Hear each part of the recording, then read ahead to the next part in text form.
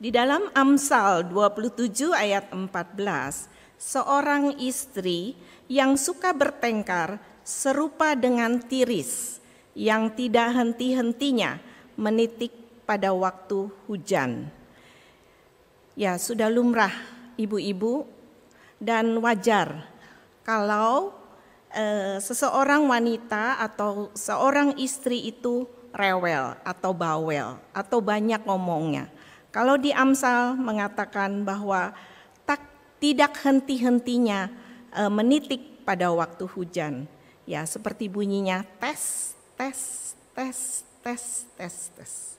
Seperti itu.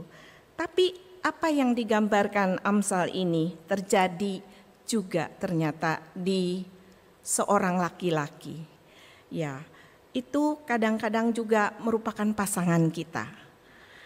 Bagaimana kita menyikapi hal ini? Seorang sahabat lama saya, yaitu hambanya yang setia, yaitu Bapak Pendeta Mangapul Sagala, yang akan membukakan kebenaran daripada Alkitab tentang hal ini. Mari kita siapkan hati kita dengan pujian Hati Yesus.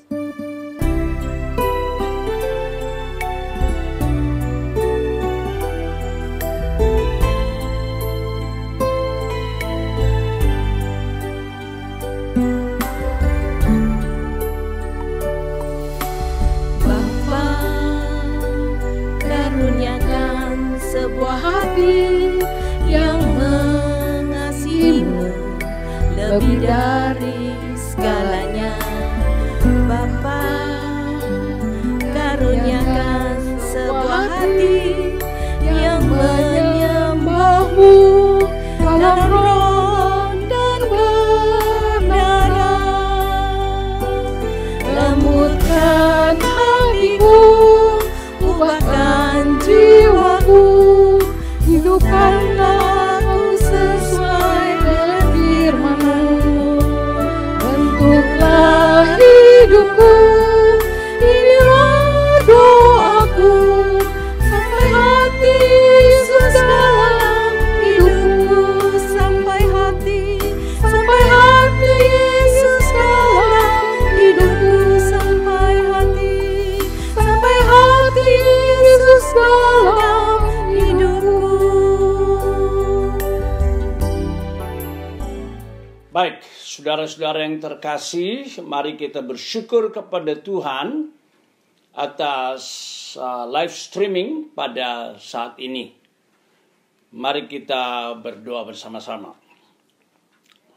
Bapa di surga, kami bersyukur kami boleh belajar akan firman-Mu, bagaimana sebagai seorang istri menyikapi dengan benar akan suami yang Tuhan karuniakan. Sehingga keluarga kami menjadi keluarga yang harmonis. Berkati semua anak-anak-Mu yang mendengarkan firman-Mu pada saat ini dimanapun berada. Kiranya live streaming ini boleh menjadi berkat bagi semua umat-Mu yang mendengar. Demi nama Tuhan Yesus. Amin. Mari kita baca firman Tuhan dari Efesus pasal 5 ayatnya yang ke-21 sampai dengan ayatnya yang ke-24. Efesus 5, 21 sampai 24. Saya akan membaca buat kita. Dan rendahkanlah dirimu seorang kepada yang lain di dalam takut akan Kristus. Hai istri, tunduklah kepada suamimu seperti kepada Tuhan. Karena suami adalah kepala istri, sama seperti Kristus adalah kepala jemaat. Dialah yang menyelamatkan tubuh. Karena itu, sebagaimana jemaat tunduk kepada Kristus, demikian jugalah istri kepada suami dalam segala sesuatu. Demikian bagian daripada istri kepada suami. Nanti di bawahnya langsung disambung ayat 25. Hai suami, kasihilah istrimu sebagaimana Kristus telah mengasihi jemaat dan telah menyerahkan dirinya baginya, dan seterusnya. Saudara-saudaraku yang terkasih, kalau kita lihat firman Tuhan ini, maka kata kunci bagi istri terhadap suaminya adalah tunduk. Dan kata kunci kepada suami terhadap istrinya adalah kasih. Jadi kalau kita mau membahas hubungan yang harmonis antara istri dan suami, menurut Alkitab, kita harus betul-betul memahami apa makna, implikasi daripada kedua kata penting ini. Tunduk dan mengasihi. Pada saat ini tentunya kita hanya membahas bagian yang pertama, yaitu peran istri terhadap suami. Kiranya pada suatu waktu kita bisa membahas antara peran suami yang benar menurut Alkitab terhadap istrinya. Ada beberapa catatan yang saya mau berikan kepada kita sebelum kita lebih dalam membahas tentang tunduk ini. Pertama, rahasia keluarga bahagia tidak dapat dilepaskan dari kehidupan suami istri. Sesungguhnya jatuh bangunnya kehidupan keluarga sangat dipengaruhi oleh kondisi suami istri. Sekali lagi,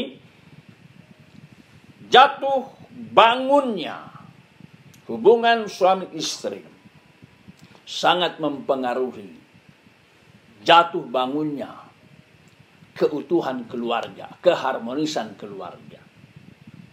Ini catatan pertama. Catatan kedua, hubungan suami istri yang ideal akan menghasilkan keluarga yang ideal. Sebaliknya, relasi suami istri yang bermasalah akan menghasilkan keluarga yang bermasalah juga. Itu sebaliknya. Jadi kalau suami istri bermasalah, semua jadi masalah. Suami istri bagus, pengaruhnya kepada anak-anak, kepada keluarga besar juga bagus.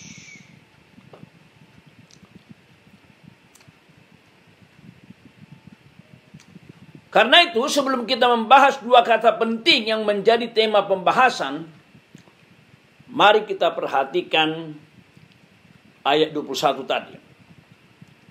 Rendahkanlah dirimu seorang akan yang lain di dalam takut akan Kristus. Demikian firman Tuhan. Rendahkanlah dirimu seorang kepada yang lain di dalam takut akan Kristus. Dalam ayat terjemahan Lembaga Alkitab Indonesia, sayang, ayat 21 ini dipisahkan dengan ayat 22. Jadi ayat 21 ditutup, lalu dimulai dengan ayatnya yang ke-22. Itu yang kita baca tadi. Lalu, hai istri, tunduklah kepada suamimu. Padahal yang benar itu, ayat 22 itu harus masuk ke ayat 21. Atau ayat 21 harus turun ke ayat 22. Karena apa? Ini yang saya sebut dengan keluarga yang berpusatkan Kristus. Rendahkanlah dirimu seorang kepada yang lain dalam takut akan Kristus. Suami berelasi dengan Kristus, istri berelasi dengan Kristus, anak-anak berelasi dengan Kristus. Demikianlah nanti berakibat dengan satu dengan yang lain dalam anggota keluarga tersebut.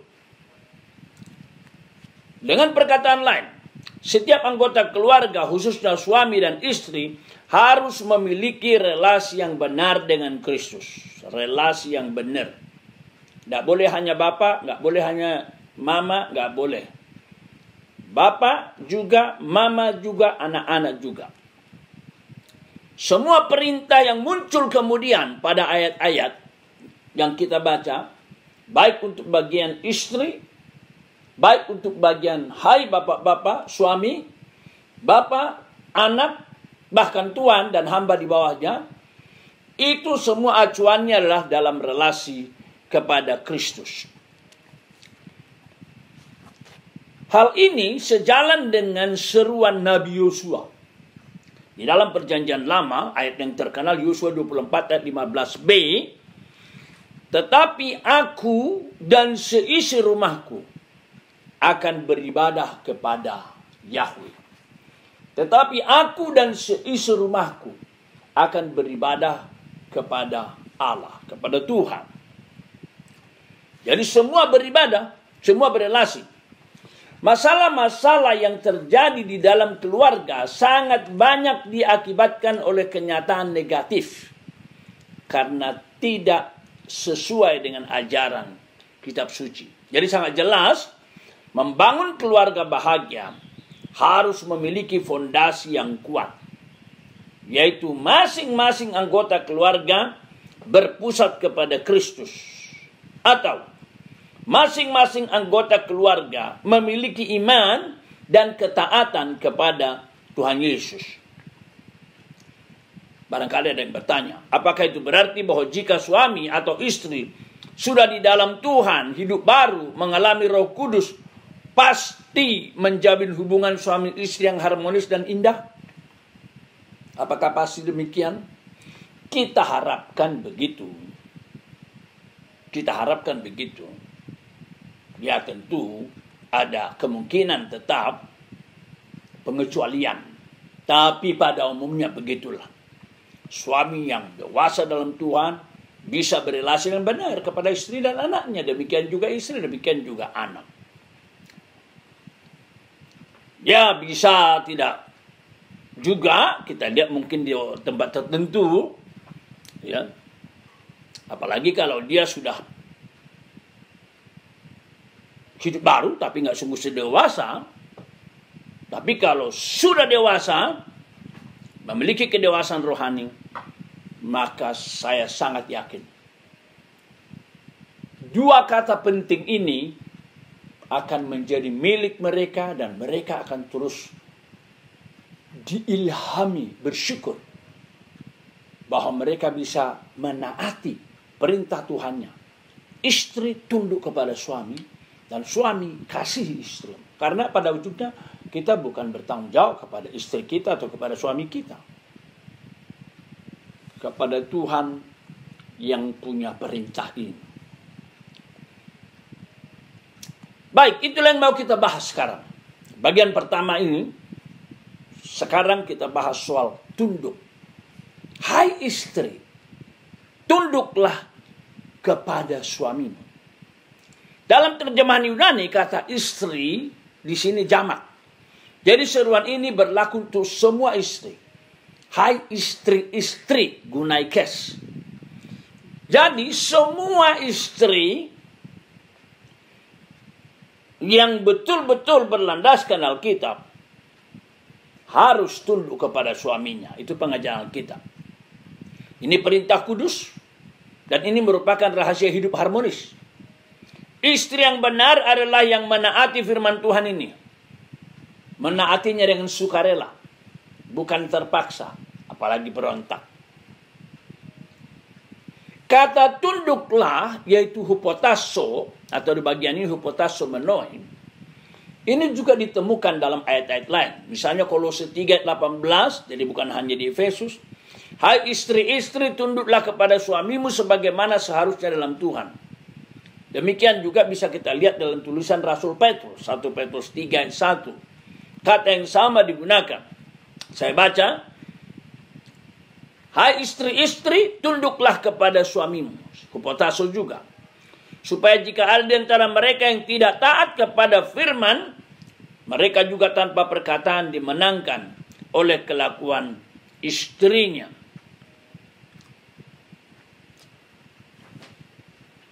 Puji Tuhan, saya jadi teringat kesaksian bintang film terkenal Junaidi Salat. Kalau mungkin beberapa di antara kita tahu film Ali Topan, Anak Jalanan. Ali Topan, Anak Jalanan, kurang lebih begitu judulnya. Bintangnya adalah Junaidi Salat. Atau dia punya keluarga, kakak itu adalah yang pertama kali sinetron di TVRI dulu. Pak Atmo atau siapa itu. Nah mereka adalah keluarga dari Islam. Nah, Pak Junadi Salat suatu ketika kami bersama-sama layani di GKY Palembang. GKY Palembang. Waktu itu pendetanya adalah pendeta Hengki.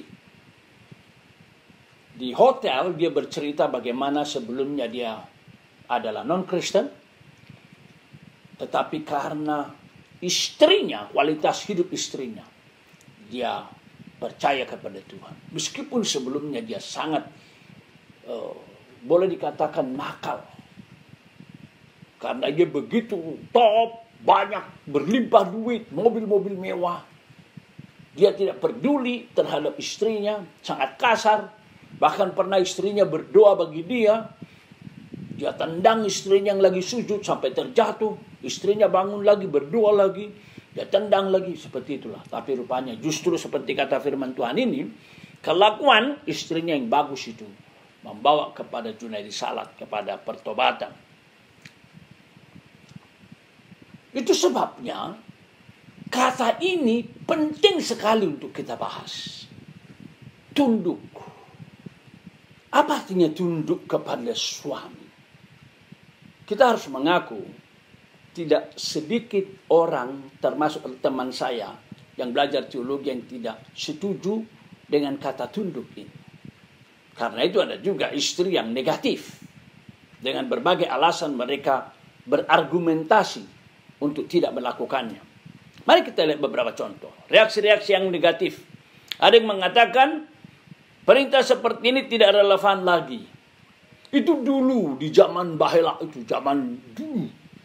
Di mana kekristenan, modernisasi tidak semaju sekarang.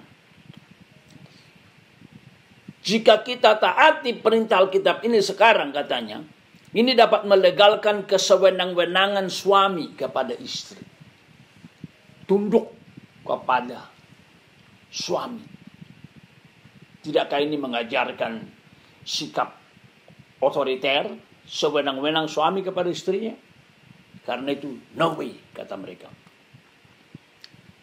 Ada juga keberatan akan adanya diskriminasi wanita yang mengarah kepada perbudakan. Ini kekhawatiran. Dan katanya bisa terwujud juga seperti itu dalam faktanya. Jika harus dilakukan perintah ini katanya, itu menuntut sebuah persyaratan dan pembatasan. Apa maksudnya? Oke, karena ini sudah tertulis dalam Alkitab. Kita tunduk kepada suami asalkan, nah ini mesti ada asalkannya. Nah, apa asalkannya? Bagaimana menurut ibu-ibu sekalian? Setuju ada pembatasan? Setuju ada persyaratan?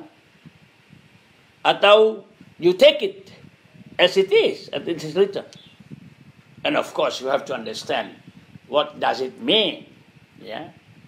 Ambil itu seperti itu, tapi pahami dengan benar. Nah, kita sebagai anak Tuhan tentu saja semangat kita adalah bagaimanapun sulitnya kita anggap firman Tuhan itu, kita tetap melakukannya sejauh itu firman Tuhan. Pasti di balik sesuatu yang kita belum ngerti, berkat ada di sana. Terus terang, ibu-ibu, itulah prinsip saya, prinsip istri, prinsip kami selama ini menjalani kehidupan. Bukan melakukan firman Tuhan sebatas masuk akal.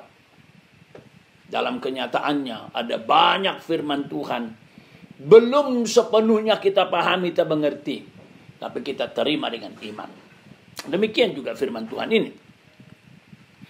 Mari kita periksa apa maksudnya tunduk. Kata yang sama, hupotasso, itu ditulis dalam 1 Petrus 2:13. Nah, nanti dari ayat ini kita bisa memahami apa artinya tunduk. 1 Petrus 2:13 berbunyi, tunduklah karena Allah kepada semua lembaga manusia, baik kepada raja sebagai pemegang kekuasaan yang tertinggi. Nah, ini dia. Tunduklah karena Allah kepada semua lembaga manusia. Tunduklah kepada semua lembaga manusia. Tapi dikatakan motivasinya adalah Allah. Baik kepada raja, juga kepada pemimpin lain. Kalau dalam konteks kita sekarang, tunduk kepada Presiden Jokowi, tunduk kepada gugus tugas nasional COVID-19, sebagaimana diserukan oleh Pak Ahmad Yuryanto, kita tunduk. Nah, tunduk ini apa artinya? Ada batasannya kah? Demikian juga dalam 1 Petrus 2 ayat 18. Saya baca, hai kamu hamba-hamba. Ini sikap terhadap budak. Perintah terhadap budak. Tunduklah dengan penuh ketakutan kepada Tuhanmu. Bukan saja kepada yang baik dan peramah, tetapi juga kepada yang bengis. Nah, lihat ini. Tunduk.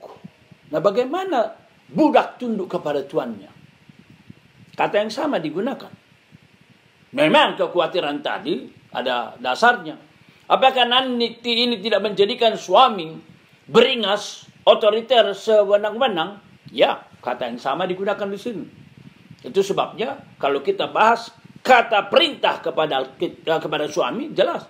Kasihi istri. Jadi perintah kepada istri, tunduk kepada suami, perintah kepada suami, kasihi istrimu. Seperti apa tuntutan kasih itu? Kita bahas pada satu waktu. Bukan sekarang. Yakobus pasal 4 ayat 7. Satu lagi contoh. Karena itu tunduklah kepada Allah.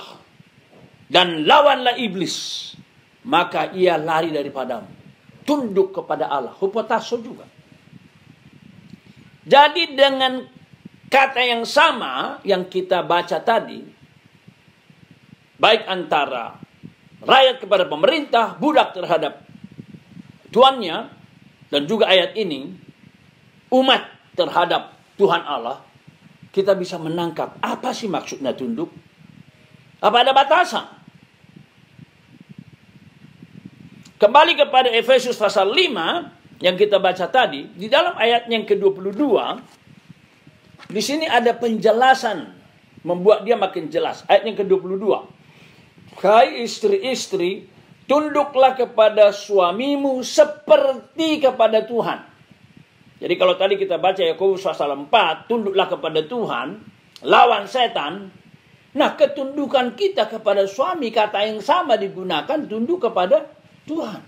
Jadi tidak berlebih-lebihan jikalau istri memperlakukan suaminya begitu rupa sebagaimana dia juga begitu menghormati akan Tuhannya. Karena kata yang sama digunakan. Seperti kepada Tuhan. Garis bawahi seperti kepada Tuhan. Lalu ayat 24. Karena itu sebagaimana jemaat tunduk kepada Kristus. Sebagaimana jemaat tunduk kepada Kristus. Demikian istri kepada suami. Nah, jelas. Sebagaimana jemaat tunduk kepada Tuhan Yesus. Makin kita menghayati ini, maka sikap yang sama, pengertian yang sama. Istri tunduk kepada suami. Dikatakan di sini, demikian juga istri tunduk kepada suami dalam segala sesuatu. Apakah ada persyaratan dan batasan yang diberikan?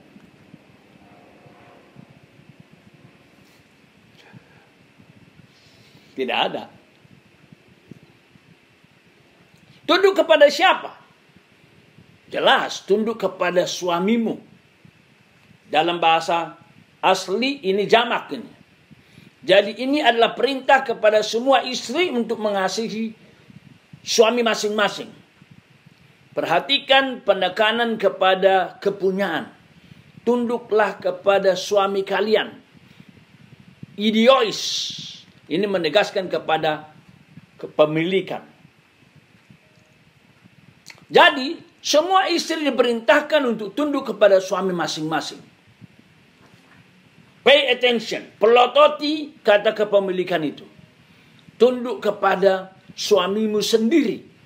Dalam bahasa Inggris dikatakan your own husband. Jadi perintahnya sederhana. Lakukan sikap itu, taati firman ini kepada suami masing-masing.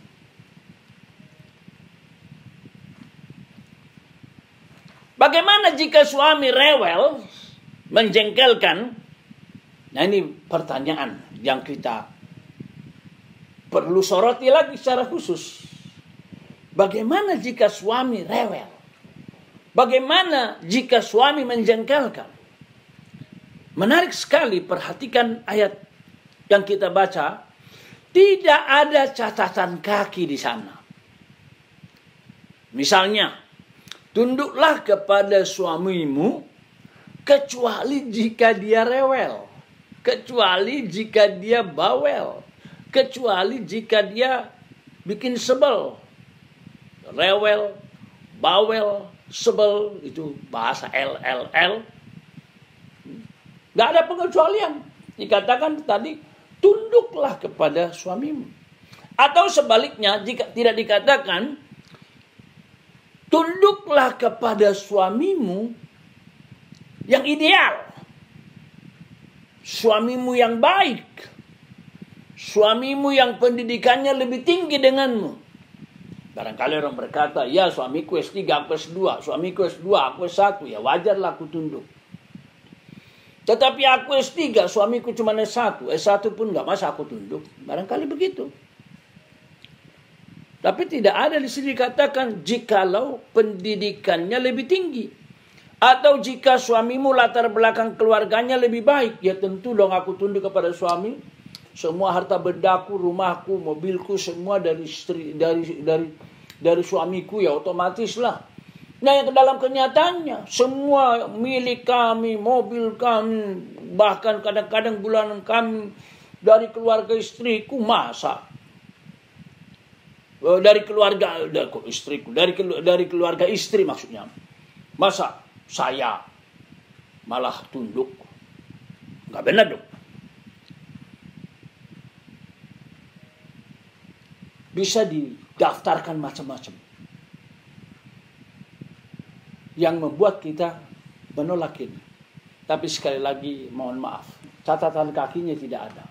Jikalau dia baik, jikalau dia pendidikannya lebih tinggi atau usianya lebih tinggi, sehingga kalau tidak maka boleh dia tunduk. Nggak ada. Bahkan kalau kita baca tadi di dalam 1 Petrus pasal 3 ayat 1 itu, yang terjadi malah perintah kepada istri tunduk, padahal di situ dibaca suami itu tidak rohani, tidak baik. Nah ini di zaman 1 Petrus ditulis, kita tahu bahwa kehidupan kerohanian tidak boleh dikatakan ideal. Banyak yang tidak beres, begitulah. Dan itu rupanya yang dilihat oleh Rasul Petrus. Jadi bukan hanya Rasul Paulus mengatakan, Rasul Petrus juga. Mari kita baca 1 Petrus pasal 3 ayat 1 ke bawah. 1 Petrus pasal 3 ayat 1 ke bawah. Dikasih judulnya hidup bersama suami istri. Demikian juga kamu, hai istri-istri, tunduklah kepada suamimu, supaya jika ada di antara mereka yang tidak taat. Nah, perhatikan ini. Ada di antara mereka yang tidak taat. Berarti garis bawahi konteksnya di sini adalah suami tidak taat. Maka barangkali cepat datang ke pikiran kalau dia tidak taat, nggak benar. Kita lawan, tidak perlu tunduk. Ayat tidak berlaku, tapi tidak. Tidak demikian. Sekali lagi demikian juga kamu, hai istri-istri, tunduklah kepada suamimu, supaya jika ada di antara mereka yang tidak taat kepada firman, mereka juga tanpa perkataan dimenangkan oleh kelakuan istrinya. Jika mereka melihat bagaimana murni dan salehnya hidup istri mereka itu. Perhiasanmu janganlah secara lahiriah, yaitu dengan mengepang-epang rambut, memakai perhiasan emas, atau dengan mengenakan pakaian yang indah-indah, mahal-mahal. Tetapi perhiasanmu ialah manusia batinnya yang tersembunyi dengan perhiasan yang tidak binasa, yang berasal dari roh yang lemah lembut dan tenteram, yang sangat berharga di mata Allah. Sebab demikianlah caranya perempuan-perempuan kudus dahulu berdandan, yaitu perempuan yang menaruh pengharapannya kepada Allah. Mereka tunduk kepada suaminya. Jadi ini teladan balik ke perjanjian lama. Sama seperti Sarah taat kepada Abram.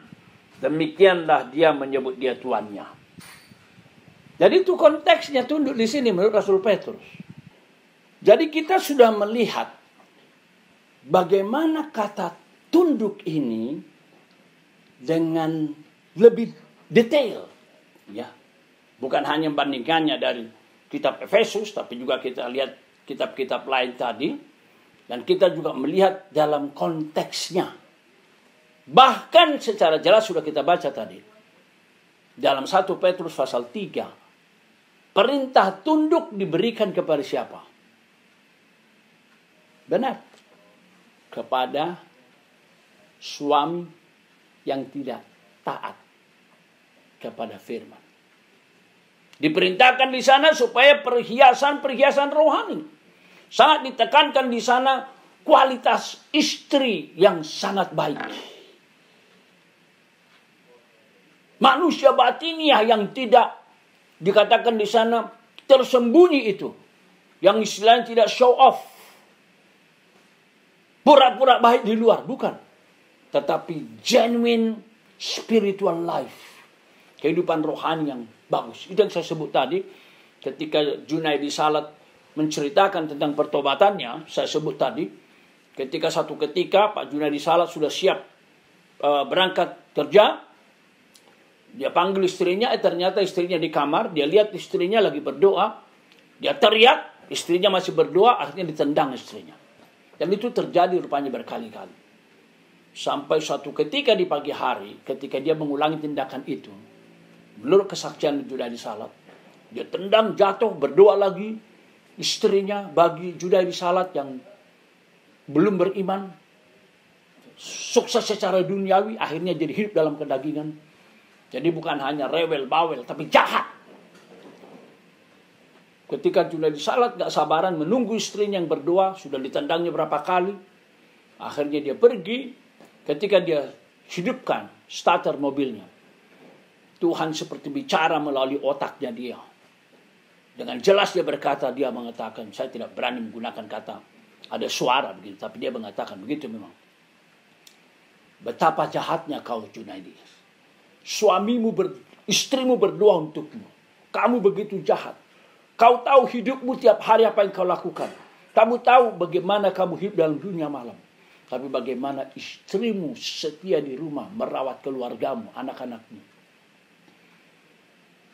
Jadi akhirnya sambil dia nyetir, dia seperti mau melawan suara itu. Dia mau menolak suara itu, tapi suara itu makin keras. Kau jahat, kamu tidak benar. Kamu tidak sepatutnya melakukan itu. Lihatlah istrimu yang begitu rupa, begitu baik, setia melayanimu. Dan itu membuat akhirnya seharian Junaidi Salat bergumul di luar. Dan ketika dia pulang ke rumah, dia mengalami perlahan-lahan perubahan. Sampai akhirnya kemudian dia bertobat. Itulah sebabnya dia bersaksi kemana-mana. Dan ketika itu saya dan dia, kami melayani di GKI Palembang sebagaimana saya katakan itu. Bagaimana konkretnya istri yang tunduk kepada suami? Secara positif saya lihat konkretnya ya menghormati. Hormati suamimu, hargai dan kagumi, suka memuji suami, suka melayani suami, serta memiliki komitmen. Kalau saya amati, sepanjang saya mempelajari firman Tuhan ini, dan mengujinya di laboratorium kehidupan rohani, saya melihat keluarga-keluarga yang dekat dengan perintah ini. Memang seperti inilah sikap mereka kepada suaminya.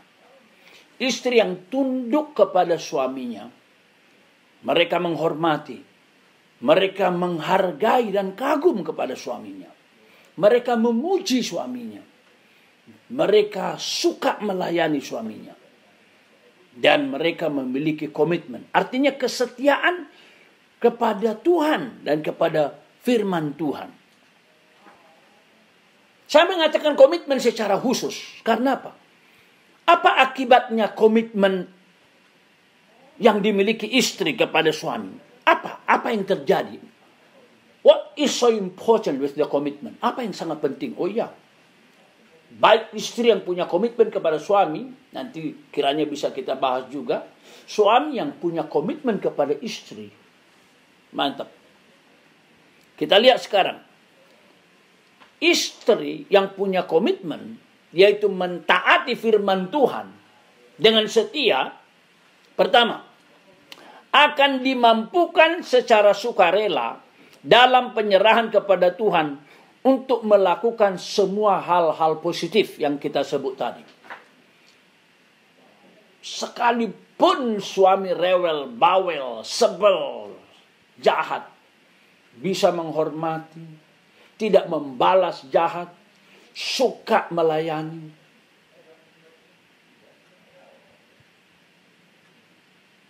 Kelihatan ini mustahil? Enggak, itu yang kita lihat. Itu yang dikatakan oleh Bapak Junaidi Salat tadi. Bahkan perhatikan, tanpa perkataan, manusia batin yang tersembunyi. Di pihak lain saya teringat, kira-kira 5-6 tahun lalu, kira-kira jam 1 pagi dini hari, kami dibangunkan oleh tetangga. Ternyata putrinya sudah nangis-nangis karena melihat papi dan maminya berantem. Umur kira-kira 70 tahun keduanya. Berselisih mungkin 1-2 tahun suami istri.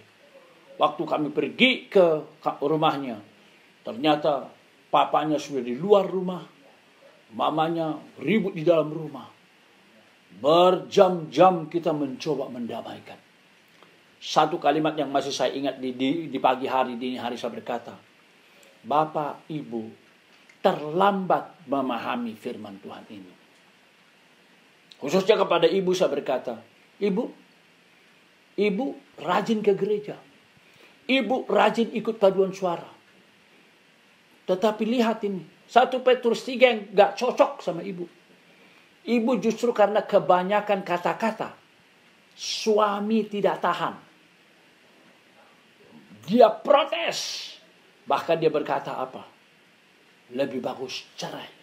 Tidak kuat mendengarkan kalimat-kalimatnya. Nah, ini kita lihat di sini. Jadi bukan karena banyaknya kalimat-kalimat istri, maka suami berubah. Saya selalu mengatakan hati-hati mengeluarkan kalimat. Dan akibatnya apa? Melalui kalimat itu, ibu bekerja sama dengan setan. Menyakiti, menusuk, mengusir suami. Bukannya makin bagus. Makanya tadi dikatakan oleh firman Tuhan, tanpa perkataan, tapi kualitas rohani muncul. Nah, dengan komitmen akan dimampukan secara sukarela melakukan hal-hal positif. Yang kedua, dengan komitmen istri kepada suami yang rewel, bawel, sebel, ya, tidak adil mungkin, maka dia secara negatif tidak mampu, tidak mau melihat kelemahan suami. Dia akan cenderung lupakan aja itu. Sebaliknya dia suka menggarisbawahi, membicarakan hal-hal positif suami. Hal-hal negatif dia lupakan. Ya memang firman Tuhan ada yang berkata demikian. Kasih menutupi segala kelemahan. Nah, apa yang terjadi kalau kita tumpuk hal-hal negatif dalam pikiran kita kepada suami kita? Otomatis kebencian, muak. Tetapi apa yang terjadi kalau langsung kita buang? Ibarat sampah-sampah di rumah kita yang dikumpul tiap hari. Tiap hari kita buang, kita bakar. Tiap hari kita buang, kita bakar. Tidak masalah. Jangan disimpan, jadi busuk, ulat-ulat muncul. Akibat komitmen tidak mampu melihat kelemahan suami, tidak suka menunjuk jari kepada suami, tidak suka menunjuk jari, tidak suka merendahkan suami, apalagi di hadapan teman-temannya.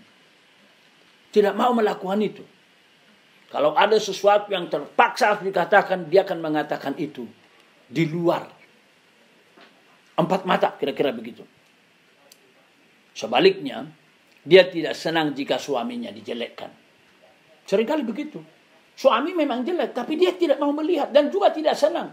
Seolah-olah dia mengatakan, kalau suamiku jelek, biarlah aku dengan Tuhanku bergumul akan hal itu. Itulah komitmen. Dan kalau komitmen istri kuat, sebagaimana saya katakan tadi, maka istri yang baik akan mencari tahu mengapa muncul kelemahan suami tersebut. Mengapa? Saya tulis beberapa hal praktis. Pertama, istri yang baik akan berusaha memahaminya. Mengapa hal terjadi? Apakah karena ada masalah di kantor? Apakah karena ada masalah di pekerjaan? Atau relasi dengan pimpinan? Atau dengan bawahan? Jika ya, sekiranya memang ada masalah di kantor dengan pimpinan atau teman atau bawahan, apakah saya sebagai istri siap menjadi penyaluran emosi sesaat? Ini secara psikologi, manusia itu makhluk emosional. Yang namanya emosi harus dilepaskan. Nah, kalau dilepaskan kepada pimpinan, mungkin jadi masalah besar. Tetapi harus dilepaskan. Apalagi dengan nyetir sendiri pulang ke rumah. Mungkin lalu lintas membuat masalah, emosi lebih jelek lagi. Sehingga ketemu dengan istri dibentak, emosi keluar. Tetapi istri yang berkomitmen, dia akan bisa mentoleransi itu, berusaha memahaminya. Mungkin dia akan berkata, "Papa istirahat dulu, habis istirahat nanti dilayani, emosi lebih baik, lebih stabil."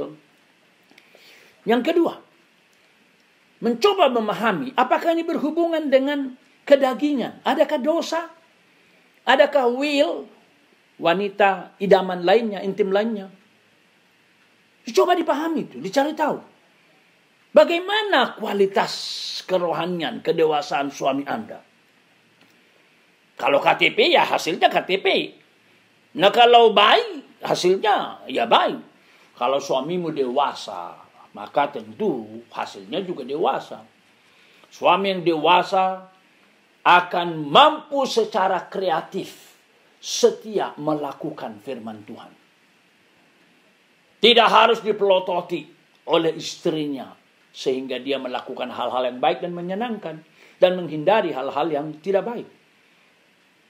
Karena dia sudah dewasa. Itulah sebabnya penting mendoakan dan membawa suami kepada kedewasaan. Roma pasal 8 berkata, mereka yang hidup dalam daging memikirkan hal-hal yang dari daging. Mereka yang hidup dalam daging tidak mungkin berkenan kepada Allah. Itulah sebabnya tadi kita baca Efesus pasal 5. Pertama kali saya berkata 21 itu. Dikatakan di sana, rendahkanlah dirimu seorang kepada yang lain dalam takut akan Kristus. Jadi acuannya Kristus. Sejauh mana istri dan suami berelasi secara hidup dan dewasa, maka sejauh itulah nanti dia melakukan dua kata penting itu. Istri tunduk kepada suami secara kreatif, secara baik, terus menerus sampai seumur hidup. Demikian juga suami mengasihi istri. Nah, sekiranya benar itu terjadi karena kedagingan, ada will, bagaimana Anda meresponinya? Nah, ini pun sama juga. Kalau Anda adalah istri yang dewasa, Anda bisa mentoleransi itu.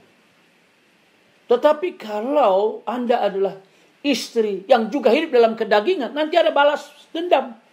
Emangnya cuman lu yang bisa begitu? Gua juga bisa. Ya, kiranya apa yang kita bahas pada saat ini benar-benar menolong ibu-ibu semua untuk hidup sesuai dengan firman Tuhan. Karena itu melalui apa yang ibu tabur, suami berubah. Hidup makin harmonis. Nama Tuhan dipermuliakan. Baik, mari kita berdoa. Bapa di dalam surga, kami bersyukur dapat merenungkan akan firman-Mu yang sangat penting dalam kehidupan para istri. Hamba-Mu berdoa, biarlah Roh Kudus memberkati anak-anak-Mu yang mendengarkan firman ini, melipat gandakan kebenarannya. Sehingga banyak istri yang hidupnya diubahkan, menyikapi dengan semakin sempurna bagaimana istri yang ideal, yang benar kepada suaminya. Sehingga dihasilkanlah keluarga yang sangat harmonis bagi kemuliaan nama Tuhan dan kebahagiaan anak-anak dan keluarga. Dengar dan sempurnakan doa kami. Terimalah ucapan syukur kami. Dalam nama Yesus. Amin. Terima kasih atas setiap teguran dan peringatan yang disampaikan oleh Bapak Makapul segala. Kiranya setiap ibu-ibu yang sudah mendengar firman-Nya ini memperoleh hati yang diubah, dibentuk oleh Tuhan untuk menghormati, untuk menghargai dan mengasihi akan suami ataupun pasangan kita. Kita akan mensyukuri segala pertolongan dan pemeliharaan Tuhan di dalam kehidupan rumah tangga kita, di dalam kehidupan pekerjaan kita. Maka mari ibu-ibu, kita akan bawa persembahan kita sebagai ungkapan syukur kepada Tuhan. Persembahan dapat ditransfer ke rekening yang sudah tertera di layar, dan jangan lupa untuk menuliskan angka 4 di belakang jumlah daripada yang ibu-ibu kirim. Atau langsung bisa scan di QR code di layar ibu-ibu masing-masing. Dan untuk mengiringi persembahan kita ini, mari kita menaikkan satu pujian, Betapa Ku Bersyukur.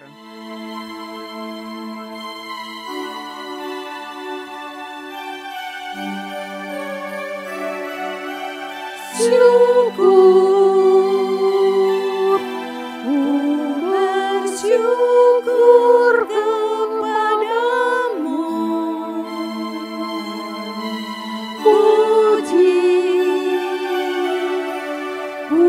Puji agung namamu.